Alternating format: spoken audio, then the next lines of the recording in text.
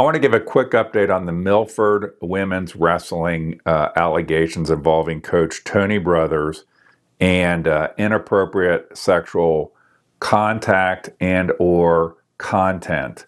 So on May 16th, I was in the Milford School District offices asking for comments about this. I waited more than a month, and then on June 19th, I confronted Milford School District board members about those allegations.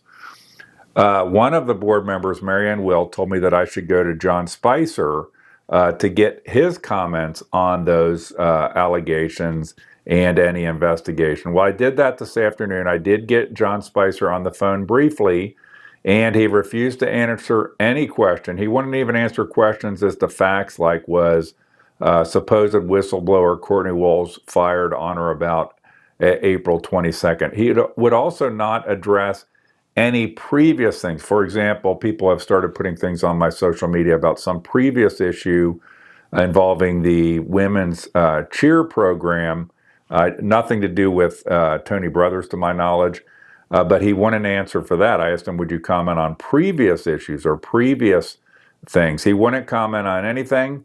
So the conversation lasted maybe about 2 minutes.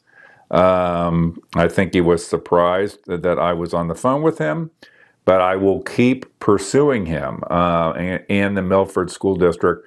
I think the key here is you're always going to have the potential for bad things to happen. And I'm not saying, Tony Brothers deserves to be either cleared or prosecuted, one of those two.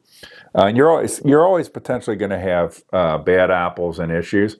But I think now what this has rolled into is institutional covering up of these things. Like I said, it was more than a month since I was in the offices, and it's probably been close to or more than 2 months since this first started hitting the fan that there were some credible allegations. It appears that the response to that was not to report it to the authorities as required by law, by either the administration, the athletic director, or the board, but instead to fire the whistleblower and go into cover-up mode.